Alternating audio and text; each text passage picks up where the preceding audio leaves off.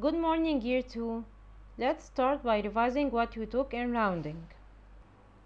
I have here the number 23. I want to round it to the nearest 10. My first step is to circle the number in the units. I have here the number 3 in the units room, so I will circle the 3. What is my next step? I want to check, is number 3 a weak number or a strong number? So let's revise the weak numbers and the strong numbers. I have the numbers from 0 to 4. They are weak numbers. So the numbers 0, 1, 2, 3 and 4 are weak numbers. The numbers from 5 to 9 are strong numbers. So 5, 6, 7, 8 and 9 are strong numbers. Let's go back to our number here, 23. 3 is a weak number or a strong number? It is a weak number, so it can't do anything to the 2. So the 2 in the tens will stay as it is. I write 2 as it is. Now this 3 will go home. I don't need it anymore. But can I leave its place empty? No. What shall I put here in the units place? I will put 0. So 23 rounded to the nearest 10 is 20. I have here another number, 79. My first step, I will circle the number in the units place. Is it 7 or 9? Yes, super, it's 9. 9 is in the units place. Is 9 weak or strong? Is it a weak number or a strong number? Oh yes, it's a strong number. So the 9 will give a punch to the 7. The 7 will be bigger. I will add 1 to the 7. So the 7 now will be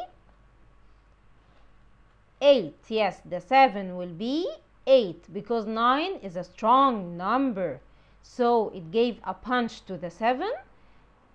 The 7 got bigger. I added 1 to the 7. So the 7 now is 8.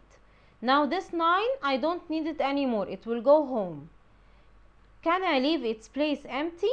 No. What shall I put here in its place, in the units place? I will put 0. Yes, so 79 rounded to the nearest 10 is 80. Super. Now please, I want you to get your copybook. Copy these numbers, round them to the nearest 10. These 4 numbers. Stop the video, of course, solve, and then play the video again to check your answers. Now let's check the answers together. The first number, 57. What is my first step? I will circle the number in the units, which is 7. 7 is a weak number or a strong number? Yes, it's a strong number, so it will give a punch to the 5 and make it bigger. So the 5 will be 6. Yes. And the 7 will go home. Shall I leave its place empty? No, I will put 0 in the units place. So the first answer is 60. The next number is 30. What is my first step? I will circle the number in the units place. I will circle 0. 0 is a weak number or a strong number? Yes, it's a weak number, so it can't do anything to the 3. So the 3 will stay as it is. What about the units place? The 0 will go home. Shall I leave its place empty? No, I have 0 again. Do you notice something here? 30 is a perfect 10. Like 10, 20, 30, 40, 50. These numbers are already rounded because they are themselves tens. So 30, when I round it to the nearest 10, it gives me 30, the same number. The next one is 18. My first step, I will circle the 8 because it is the number in the units place. Yes, 8 is a weak number or a strong number? Yes, it's a strong number. It will punch the 1. The 1 will get bigger and it will become 2. Yes. Now the 8 will go home. I don't need it anymore. What shall I put instead? I will put 0. So 18 rounded to the nearest 10 is 20. The last one, 31. My first step is I will circle the 1 because it is the digit in the units place. 1 is a weak number or a strong number? Oh, it's a weak number, so it can't do anything to the 3. So I will keep the 3 as it is. Now the 1 will go home.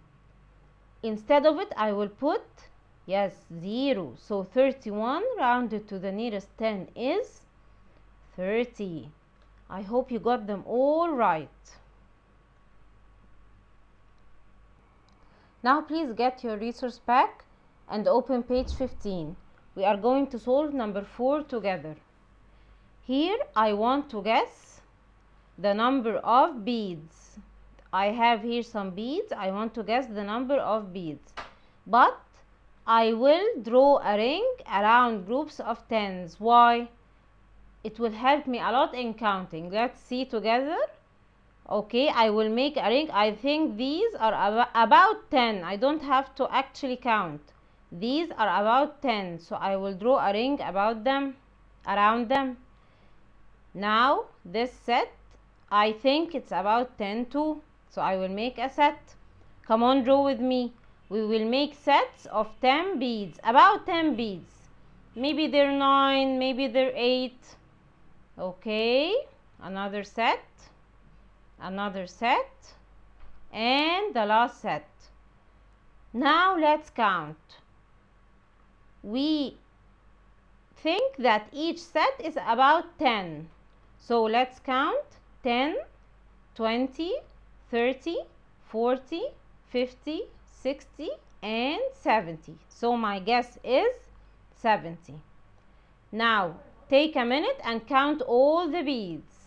Stop the video, take a minute and count all the beads. The actual count is I have 68 beads. My guess 70, this number 70 was a good guess. Oh yes, it's a super guess because the actual count is 68 and my guess is 70. So the difference is only 2. So this is a super guess.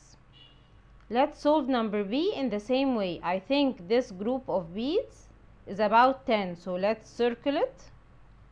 The next group, about 10. You don't have to actually count. It's about 10. Okay, the next group, about 10. The next group and the last group. Now let's count. 10, 20, 30, 40, 50. So my guess is 50. Now stop the video and count actually how many beads we have, and then let's write the actual count. Actually I have here 48 beads. Okay, so was my guess a good guess? Yes, it's a super guess because my guess was 50 and the actual count is 48. So the difference is only 2. So this is a super guess. That's all for today, year 2. Thank you so much. See you next time.